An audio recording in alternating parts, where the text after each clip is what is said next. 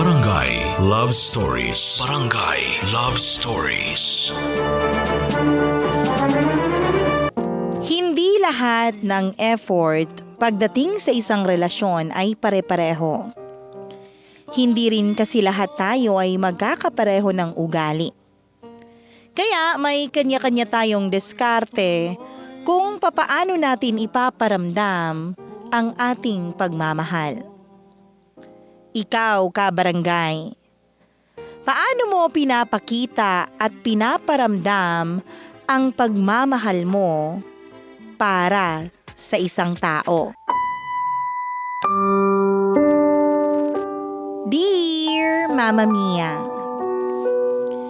siguro hindi lahat tayo ay pare-pareho ng gustong mangyari sa ating mga love stories. May iba sa atin na simple at tahimik lang ang gustong kwento. Yung iba naman ay nakakakilig na parang pangpelikula. At meron din na parang walang pakialam at sumasabay na lang sa mga susunod na mangyayari sa kwento ng buhay nila. Pero ako, Mama Mia, isa akong hopeless romantic.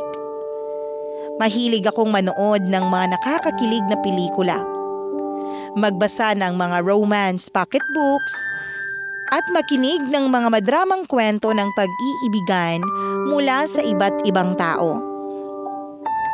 Kaya siguro ang gusto ko noon para sa sarili ko ay isang bonggang-bongga na nakakakilig na love story. Hi Mama Mia at sa mga kabarangay natin na nakatune in ngayon. Sorry sa medyo mahaba kong intro, pero ako nga pala si Elaine. 25 years old at nagtatrabaho bilang isang kitchen helper at isang avid listener niyo na hopeless romantic. Ngayon pa lang ay sasabihin ko na sa inyo na medyo nakakatawa na nakakainis itong ikukwento ko. Minsan kasi nakakainis naman talaga ang ugali ko. Kaya sana walang magpapatay ng radyo o maglilipat ng istasyon sa ating mga kabarangay hanggang sa matapos niyong basahin itong sulat ko. Nakarating ako ng college na NBSB ako o no boyfriend since birth. Maganda naman ako, sabi ng nanay at tatay ko. At meron din namang nagkakagusto sa akin noon na mga kaibigan at kaklase ko. Pero aaminin ko na medyo pihikan din talaga ako, Mama Mia. Para kasing yung mga nagkagusto sa akin noon ay puro pa cute lang at wala namang efforts. Kaya naman wala rin sa kanilang nakakuha ng aking atensyon. Hanggang sa nakarating na nga ako ng second year college, pero huminto na rin ako noon sa pag-aaral para magtrabaho na. Tumira ako sa isang apartment kasama ang aking pinsan na si Gail, na kasama ko rin sa trabaho. Sa ilang taon ko, Mama Mia, palagi ko noong iniisip kung kailan nga ba ako magkaka-love life. Kailan kaya kikiligin ang puso ko na tuyot na sa pagmamahal? Kailan ko kaya mararanasan ang mahalikan sa isang napakaromantikong lugar? Kailan kaya matatapos ang mga dasal ko na sana makilala ko na ang aking the one? Akala ko mas matatagalan pa bago dinggin ng Diyos noon ang kailan na dasal ko, Mama Mia. Pero ang hindi ko inaakala ay nakatakda na pala iyon na mangyari.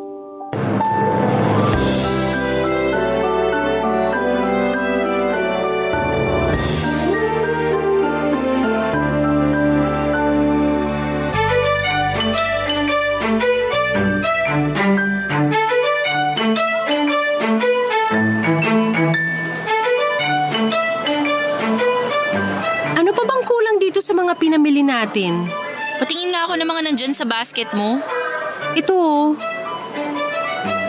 Halos kompleto na rin pala. Kasi nandito na sa akin yung mga gamit natin sa banyo. Siguro okay na itong mga grocery natin? Ay, Wala pa dyan sa basket mo yung conditioner na ginagamit ko. Ha? Anong conditioner? Meron naman akong kinuha. Ito oh. Naku, hindi kasi yan yung ginagamit ko. Ay, hindi ba to? Akala ko kasi ganito yung nakita ko sa banyo ng apartment natin. Kamukha niyan pero iba yung ginagamit ko. Alam mo naman tong kulot kong buhok, masyadong pasaway kaya mahirap ayusin. Sige na, ako na lang ang magbabalik niyan para makuha ko yung gusto ko na conditioner. Okay, hintayin na lang kita sa counter kasi mukhang mahaba na yung pila dun. Sige.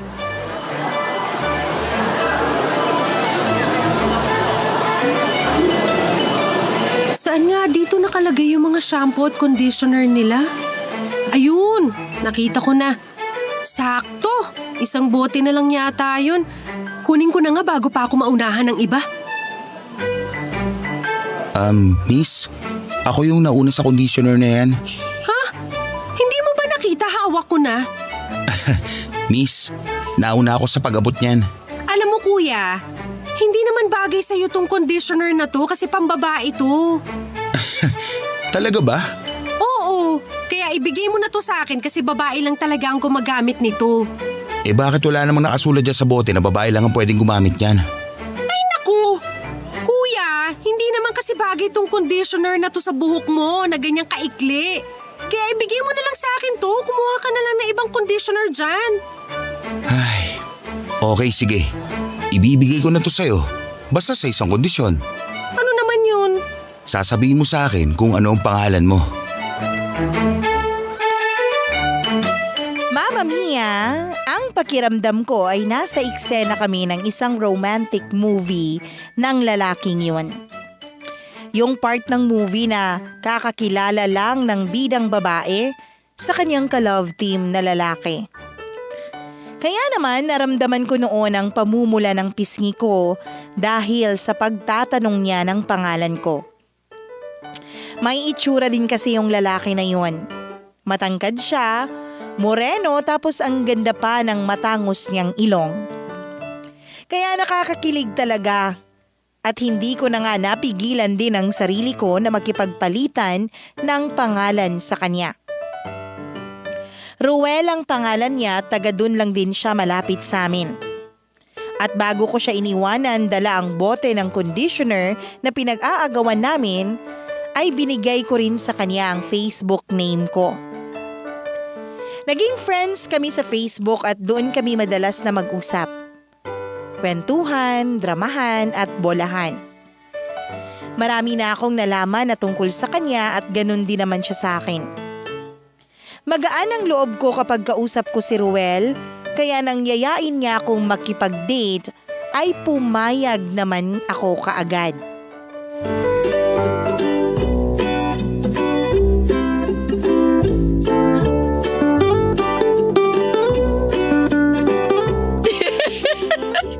Elaine! Ano yung suot mo? Ha? Bakit pangit ba? Di naman, kaya lang, ang taas naman masyado ng takong mo at saka ang ikli ng dress mo. Siyempre! First date namin to ni Ruel kaya gusto ko sana na maging sobrang maganda ako sa paningin niya.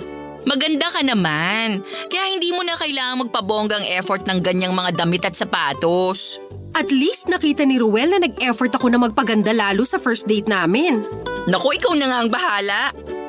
Pero saan daw ba kayo magde-date? Hindi ko pa nga alam eh. Pero sigurado naman ako na sobrang espesyal ng lugar na pagdadalhan niya sa akin. Bakit mo naman naisip yan? Sinabi ba ni Ruel na sa isang sosyal na restaurant kayo magde-date kaya ganyan ka bongga ang ayos mo ngayon? Hindi. O hindi naman pala, bakit binonggahan mo masyadong ayos mo? Eh kasi, ramdam ko naman na sa ganung lugar niya rin ako dadalhin. Dahil first date nga namin to, sigurado ko na gagawin niya rin sobrang special to para sa amin. Alam mo ngayon pa lang, na-imagine ko na yung romantic movie na papanoorin namin tsaka yung papasyalan namin na park, pati na yung kakainan namin na social na restaurant. Grabe, kinikilig na kaagad ako. Teka, mukhang ayan na nga ang Prince Charming ko. Ay, pardon. Yung kadate ko palang si Ruel.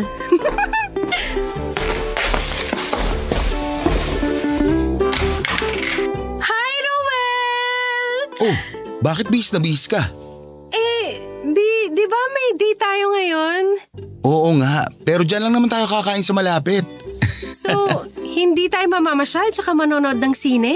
Pwede naman tayong mamasyal, pero yung manood ng sine, baka hindi kumasya sa budget ko eh. Sige. Ayos lang naman kahit saan tayo pumunta. Tara na. Hindi ka ba muna magpapalit ng damit? Hindi na. Ayos na to. Yung sapatos mo, baka gusto mong palitan. Kahit mag-rubber shoes ka na lang o tsinelas. Ano ka ba? Sanay naman ako sa mataas na takong kaya wag mo akong alalahanin. Tara na. Okay, sige. Ikaw ang bahala. Bye, Gail. Magte-text na lang ako kapag pauwi na kami ni Ruel. Sige, ingat kayo. Bye!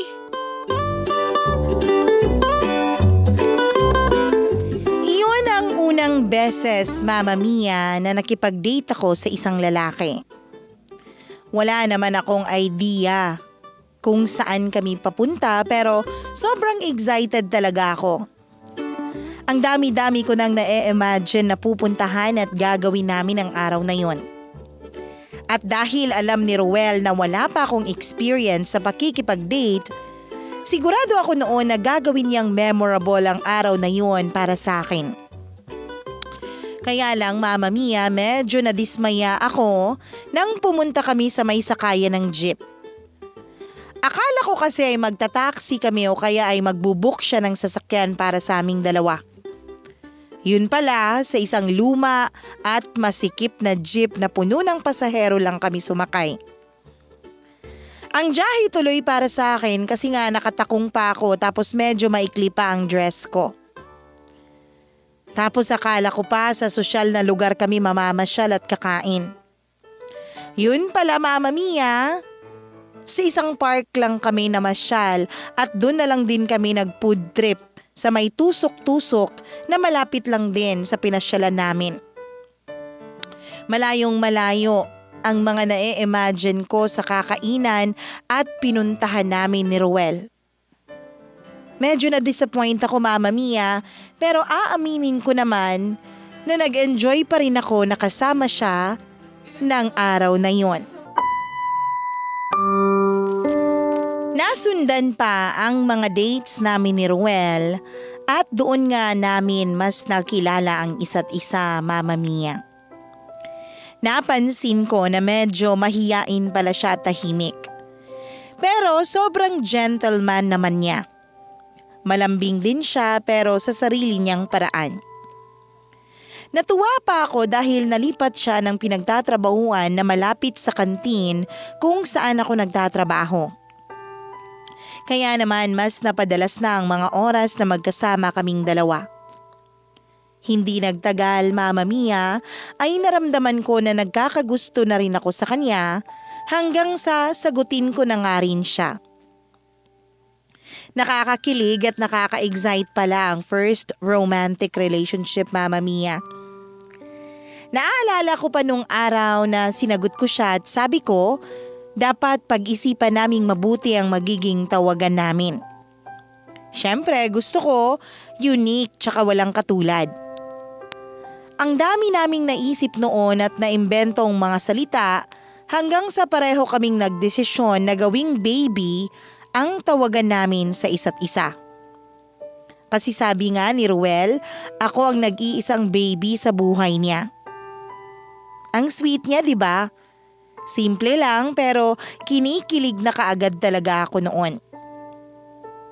Noong una rin talaga, Mama Mia, ay natatakot ako kasi wala nga akong experience sa pakikipagrelasyon.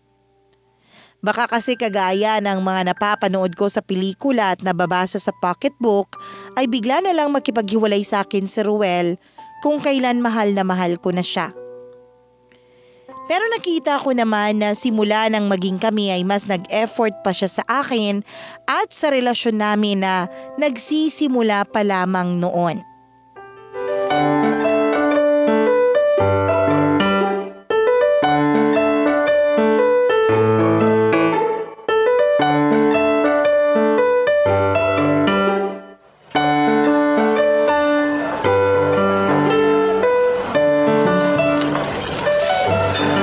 Ano baby, masarap ba? Masarap! Mabuti naman at nagustuhan mo. Alam Dati ko pa naririnig ang lugar na to. Pero ngayon lang ako nakakain dito. Sikat talaga tong burger house na to kasi masarap halos lahat ng burger nila dito. Mukha nga. Tapos ang mura pa ng mga pagkain sa menu nila. Naku baby, may sauce ka sa gilid ng labi mo. Sandali lang at pupunasan ko ng tissue. Ayan, okay na baby. Thank you, baby. Wala yun. Alam mo naman na gusto ko inaalagaan ka palagi. Nax, ang sweet naman ng baby ko. Pero alam mo, may gusto akong aminin sa'yo. Ano yun? Akala ko, dun tayo kakain sa palagi kong kinukwento na restaurant sa'yo. Alin dun? Parang lahat yata ng resto na napanood mo sa pelikula. Gusto mo puntahan natin. Baby naman eh, nangaasar pa. Biro lang. Ano ba yung tinutukoy mo na resto? Yung sa poblasyon, sa Makati. Yung restaurant na nasa mataas na building. Ah, yun ba? Oo, naalala ko na nga yun. Ang totoo, nagtanong-tanong din ako sa mga kakilala ko na may alam tungkol sa resto na yun. Pero grabe, ang mahal pala ng mga pagkain dun. Tapos, may extra bayad pa para sa service charge nila. Nakita ko nga sa internet na ang gastos kumain sa restaurant na yun. Pero kung espesyal na araw naman para sa ating dalawa, okay lang naman siguro yung gumastos tayo ng malaki paminsan-minsan. Kagaya ngayon, first monthsary natin kaya akala ko sobrang espesyal na lugar ang pupuntahan natin. Kaya ka ba naka-makeup ngayon tapos nakadress ulit? Kasi akala mo doon tayo pupunta? Oo, kasi nga, akala ko gagawin mong sobrang espesyal tong first monthsary natin. Espesyal naman tong oras at lugar na pinuntahan natin, baby. Kasi kita mo, kahit busy tayo sa mga trabaho natin at responsibilidad sa buhay, nagawa pa rin natin mag-date at i-celebrate tong first monthsary natin. Nagawa pa rin natin magbigay ng oras para sa isa't isa. Doon pa lang, baby, matatawag na nating espesyal ang lahat ng lugar na pupuntahan natin ngayon. Kasi espesyal tayo para sa isa't isa, di ba? Alam mo, isa yan sa pinakagusto ko sa'yo. Gusto ang alin? Yung pagiging malalim mo na mag-isip at magsalita. Pero thank you ha. Kasi dahil sa mga sinasabi mo na yan, mas na-appreciate ko ang mga bagay na hindi ko na-appreciate dati.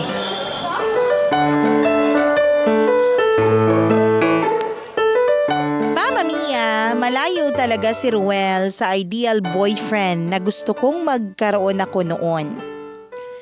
Bukod sa gwapo siya, maginoo at malalim kung magsalita, hindi ko na alam kung ano pa ba ang iba kong nagustuhan sa kanya. Ang dami-dami ko kasing ine-expect sa kanya at sa relasyon namin na hindi naman nangyari noon. Ang dami kong ini-imagine na effort niya na hindi rin naman niya ginawa. Ganun pa man, mas minahal ko pa rin siya sa bawat araw na magkasama kaming dalawa. Ganun talaga siguro ang pag-ibig. Kahit hindi nami-meet ang mga expectations mo, ang mahalaga naman doon ay alam mo na masaya ka kasama ang taong mahal mo. Dumaan din sa pagsubok ang relasyon namin noon, Mama Mia. May mga naging problema din kami habang tumatagal ang relasyon naming dalawa.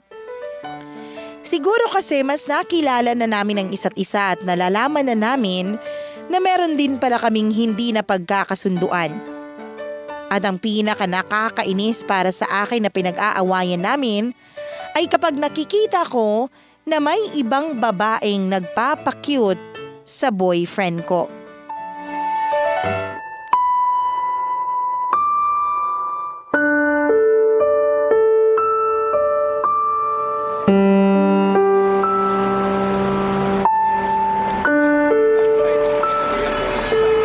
Uy, baby, teka! Huwag mo akong kausapin, mainit ang ulo ko sa'yo ha.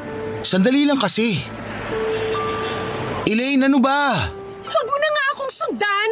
Huminto ka kasi muna sa paglalakad mo. Elaine naman eh. Ano ba? Bakit ba sunod ka ng sunod sa akin? Bakit ba kasi nagagalit ka? Ay wow! Talagang tinatanong mo yan sa akin, ha? Pagkatapos kita makita na nakikipagharutan sa ibang babae? Kung hindi pa kita pupuntahan ng biglaan dyan sa pinagtatrabahuhan mo, hindi kita mahuhuli?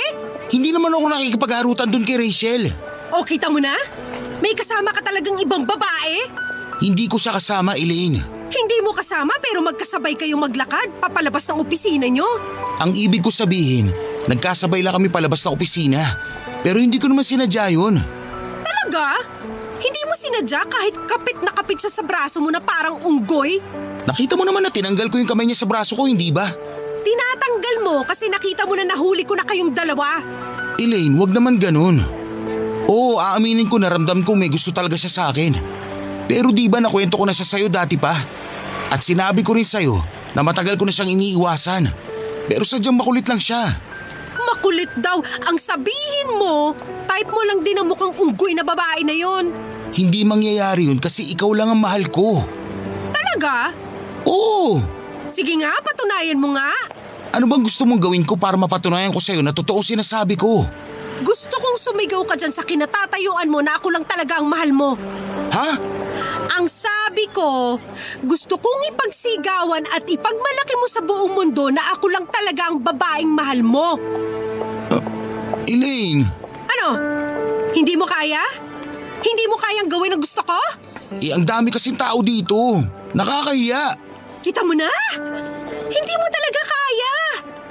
Bahala ka na nga dyan. Huwag mo ako susundan. Sinasabi ko sa'yo.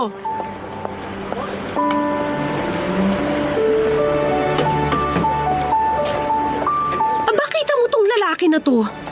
Hindi na nga talaga sumunod sa akin. Nakakagigil ah.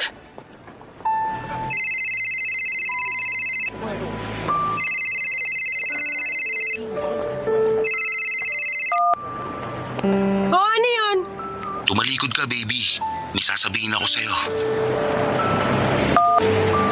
Mahal kita, Elaine! At ikaw lang ang babaeng mamahalin ko sa habang buhay! Promise ko yan sa'yo! Ha? Anong sinasabi mo dyan? Kasi di ba sabi mo? Gusto mo sabihin ko sa buong mundo na ikaw lang babaeng pinakamamahal ko. Kaya ito, ginagawa ko na ngayon. Elaine, ikaw ang mundo ko. Kaya gusto kong malaman mo na mahal na mahal na mahal kita.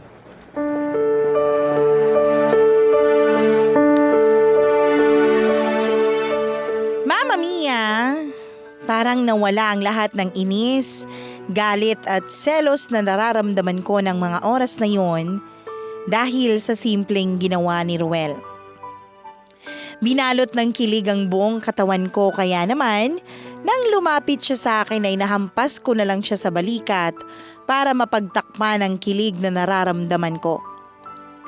Naggalit-galitan pa rin ako pero sa huli nagkaayos din kaming dalawa.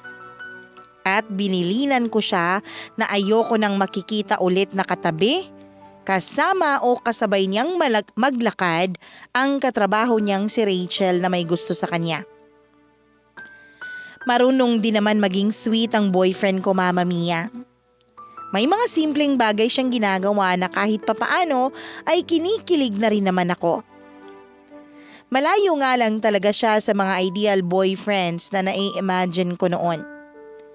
Malayo siya sa mga leading man na napapanood ko sa mga teleserye at romance movie.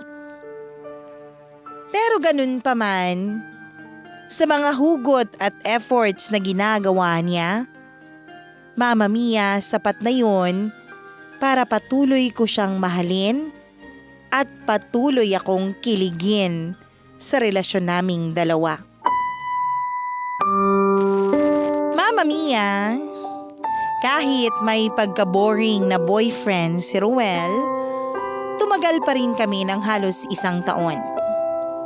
Mahal na mahal ko na rin siya kaya medyo natatanggap ko na hindi talaga siya kagaya ng mga lalaking pinapangarap ko na maging boyfriend ko. Hindi siya nagbibigay sa akin ng bulaklak o tsokolate kapag monthsary namin. Hindi siya mahilig gumala kaya hindi rin kami madalas na namamasyal tapos medyo kuripot pa siya. Kaya hindi rin kami talaga pumupunta sa mga sosyal na restaurant na gusto ko sanang kainan. Wala nga kaming masyadong espesyal na ganap sa relasyon namin. Parang routine na lang yung pagkikita namin, pagdi-date sa mall tapos pagkain sa mga turo-turo fast food. Nakakasawa minsan pero ganun pa man, hindi nababawasan ang pagmamahal na nararamdaman ko para sa kanya. Kaya lang Mama Mia, umaasa pa rin talaga ako na meron pa rin siyang gimmick na pwedeng gawin para kiligin ako ng bongga sa kanya at sa relasyon naming dalawa. At umaasa rin ako na gagawin niya yun sa mismong birthday ko, Mama Mia.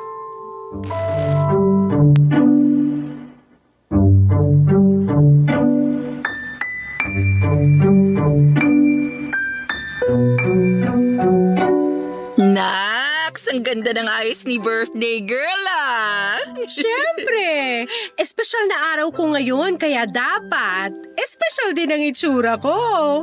Oo, sinabi na ba ni Roel kung saan kayo magde-date mamaya? Hindi pa, pero ngayon, sigurado ako na sobrang espesyal na yung lugar na pagdadalhan niya sa akin. Siyempre kasi, birthday ko na to, no? Kaya siguro naman, mag-e-effort na siya kahit papano. Grabe ka! May effort din naman yung boyfriend mo ah! Hindi kaya. Anong hindi? Kahit nga busy at puyat siya sa pagtatrabaho, palagi ka pa rin naman niyang pinupuntahan dito, 'di ba? Tapos yung nag-iisang araw na rest day niya, binibigay niya pa sa'yo para makapag-date kayong dalawa. At kahit oras ng pagtulog niya ang pasok natin sa trabaho, palagi ka pa rin niyang tinatawagan o tinitext. O 'di ba? Anong tawag mo doon? Pag-e-effort na rin yun. Kahit na. Puro ganun lang naman yung ginagawa niya.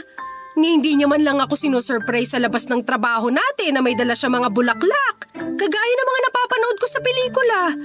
Tapos hindi niya man lang ako haranahin kahit isang beses lang dyan sa labas ng apartment natin. Alam mo yun, wala talaga siyang ganong effort. Alam mo ikaw, masyado ka ng demanding. Hindi naman pwede na i-expect mo mula kay Ruel yung mga napapanood mong sweet na eksena sa mga romantic movie na yan. Scripted lang kaya yun, Elaine. Uy, nangyayari naman yun sa totoong buhay.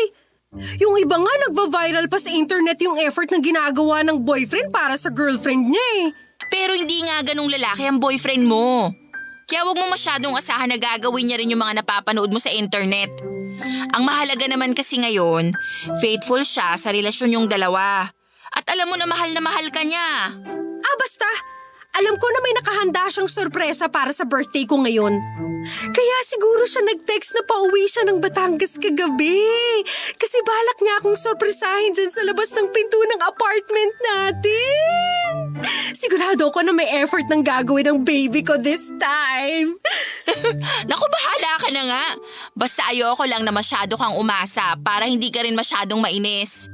O siya, lalabas muna ako sandali at kikitain ko lang yung isang friend ko. Saka para makapagsolo na rin kayo dito sa apartment ng baby mo. Bye! Sige, ingat ka. Bye!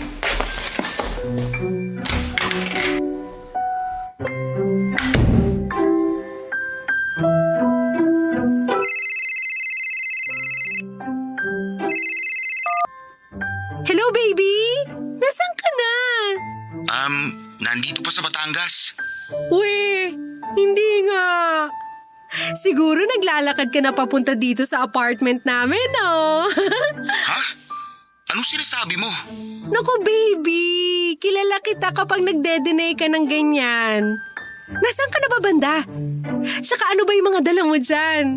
Huwag mong sabihin na bumili ka ng malaking stuffed toy para sa akin, ha? Nako, Elaine, mali ka sa iniisip mo. Wala pa talaga ako ngayon sa Pasig. Ang totoo, kaya ako tumawag para sabihin na bukas na lang sana tayo mag-celebrate ang birthday mo. Pasensya ka na ha. May sakit pa kasi si nanay, kaya hindi pa ako makaalis dito sa amin. Ano? Seryoso ka ba talaga dyan? Di ba sinabi ko sa'yo kagabi na na-heat stroke si nanay? Yun ang dahilan kaya kinailangan kong umuwi ng Batangas kahapon. Pero birthday ko ngayon, Roel. Akala ko talaga nagkunwari ka lang na umuwi ka ng Batangas kahapon para mapaghandaan ng surprise mo para sa birthday ko. Ano ba naman yan? Kung kailan naman birthday ko tsaka ka pa wala sa tabi ko. Elaine, hindi ako mag-iimbento ng ganong kwento. Hindi ako nagbibiro. May sakit talaga ang nanay ko. Tsaka pasensya ka na talaga kung hindi kita masasamahan ngayon. Kasi nga may emergency dito sa bahay namin sa Batangas. Pwede naman natin i-celebrate sa ibang araw ang birthday mo. Babawi ako, promise. Ewan ko sa'yo. Palagi ka na lang ganyan. Palaging palpak sa mga espesyal na araw sa buhay ko. Grabe ka naman magsalita. Parang wala na akong nagawang tama. Siguro mas okay kung mamaya na lang tayo mag-usap kapag pareho ng malamig ang mga ulo natin. Mabuti pa nga. Dahil sinisira mo lang ang dapat na espesyal na araw sa buhay ko. Pero alam mo, naisip ko, mas mabuti pa kung tapusin na lang natin ang relasyon na to. Kasi mukha namang wala na tayong patutunguhan pa eh. Kaya mag-break na lang tayo, Ruel.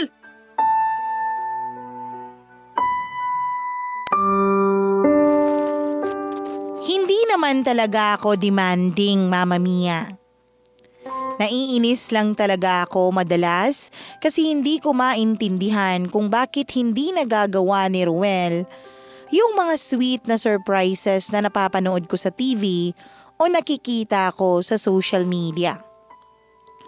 Lalaki din naman siya at kung talagang mahal niya ako, bakit hindi niya yun patunayan sa akin? Bakit hindi siya mag-effort at gawin ang mga bagay na gusto kong gawin niya? Bakit hindi niya gayahin yung mga sweet na lalaki? Sobrang naiinis talaga ako sa kanya noon kasi birthday ko pa naman yun. Kaya blinak ko siya sa mga social media accounts ko, pati na rin sa phone book ng cellphone ko. Pagkalipas ng isang araw ay pumunta na si Ruel sa bahay namin at pilit na nag-e-explain na dumiretso pa siya sa amin galing sa Batangas. Pero hindi ko siya kinausap at pilit ko siyang pinalabas kahit mangiyak-ngiyak na siya noon. Nang makaalis siya ay tsaka naman ako naiyak dahil nasaktan din naman ako sa ginawa ko sa kanya.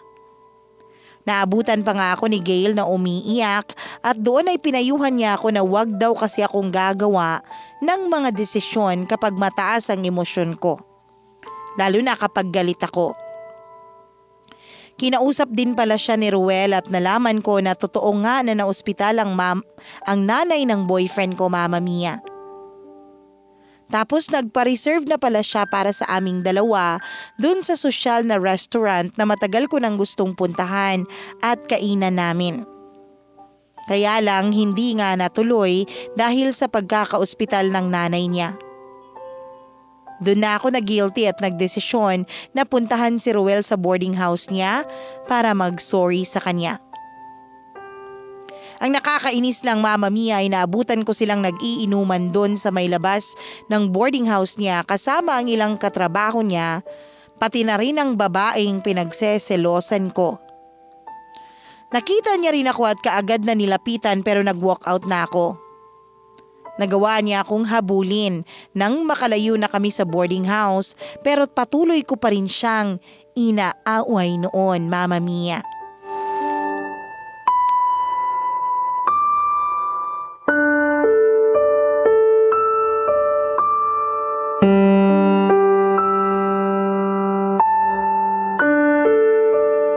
Bakit ba palagi ka na lang nagagalit sa akin? Paanong hindi ako magagalit? Kasama mo na naman ang maharot na Rachel na yun. Wala naman kaming masamang ginagawa. Saka hindi lang naman siya ang kasama ko. 4 kami magkakasama na nagiinuman doon sa lamesa. Di ba nga, may usapan na tayo na kahit kailan hindi ka nalalapit dyan sa babae na yan kasi alam ko na hinaharot ka niya. Pumunta lang naman sila para damayan ako. Dahil nga nagkaroon ako ng problema sa bahay namin. Ilang araw na rin ako hindi nakakapasok sa trabaho. Kaya nag-alala sila. Bakit ka sa kanila pa nagpapa-comfort? Bakit hindi sa akin na girlfriend mo? Pinuntahan kita kanina sa apartment nyo, hindi ba? Pero pinagtabuyan mo lang ako. Paano kita hindi ipagtatabuyan? Sinira mo na ang isa sa pinaka-espesyal na araw sa buhay ko. First birthday ko dapat yun na magkasama tayo. Sobrang espesyal dapat nun para sa akin pero anong ginawa mo? Inaway mo lang ako. Tapos makikita pa kita nakasama yung babae na alam mong may gusto sa'yo?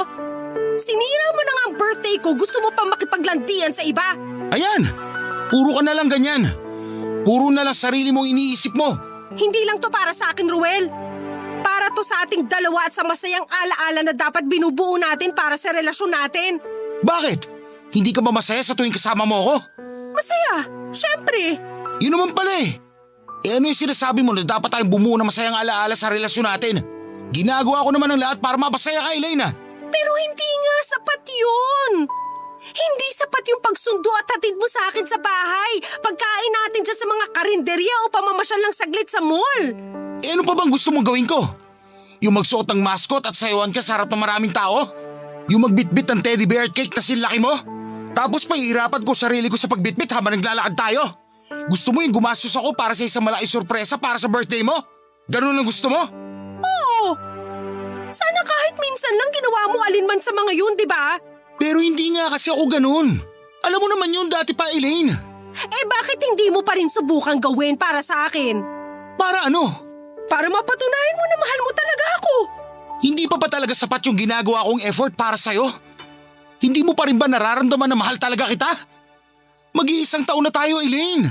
At lahat naman ng alam kong paraan, ginawa ko para lang mapatunayan ko sa'yo na mahal talaga kita. Saka pwede ba? Huwag mo ko itulad sa mga lalaki na babasa mo sa mga romance pocketbook o napapanood sa mga pelikula. Nasa totoong buhay tayo, Elaine. Pero sige, sorry. Sorry kung ganito lang ako. Sorry kung hindi ko kaya magpasikat sa'yo, kagaya ng mga lalaki sa internet. Sorry kung para sa'yo, ang babaw ko palang lalaki at ang babaw ng pagmamahal ko para sa'yo. Pero Elaine, ganito talaga ako. At ito ang paraan ko para ipakita sa'yo na mahal kita. Hindi mo ba talaga maramdaman yon? Nararamdaman ko naman yun. Kaya lang kasi, alam mo naman na first relationship ko to kaya marami talaga akong ine-expect at gustong mangyari. Hindi naman kasi lahat ng nababasa mo, totoo. Pati na rin yung mga napapanood mo. Yung iba sa kanila scripted na. Pero ako, Elaine, totoo ako. Totoo ang nararamdaman kong pagmamahal sa'yo. Hindi man ako kagaya ng mga lalaking pinapangarap mo. Kaya ko naman mangako at patunayan sa'yo na hindi kita sasaktan at mamahalin kita habang buhay.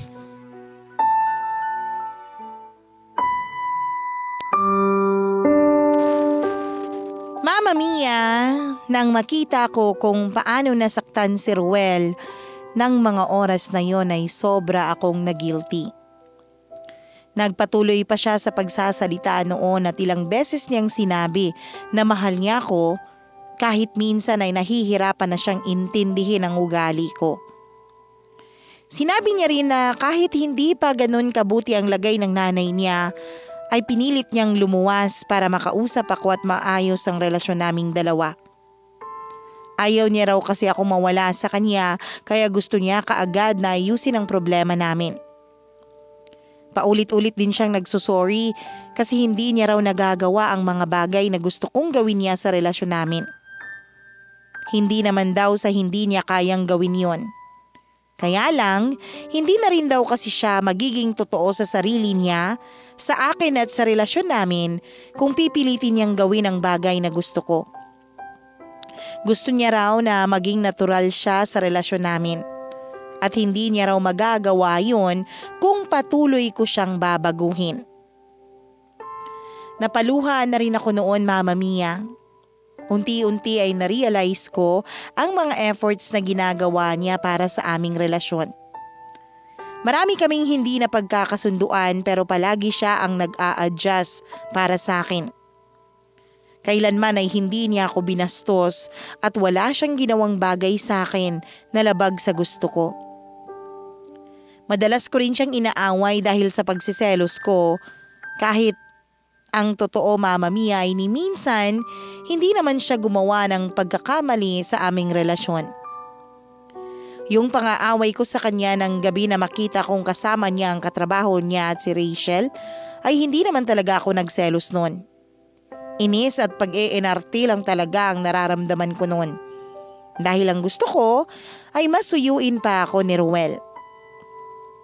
Gusto ko na habulin niya ako at mag-sorry siya sa akin kahit wala naman talaga siyang kasalanan. Kaya naman sa huli ay nilapitan ko siya, niyakap at ako naman ang humingi ng tawad para sa pagiging demanding kong girlfriend. Oo, Mama Mia. Nagawa ko nang aminin sa sarili ko noon na may pagka-demanding talaga ako. At isa talaga yon sa mga nagpagulo sa relasyon namin ni Ruel.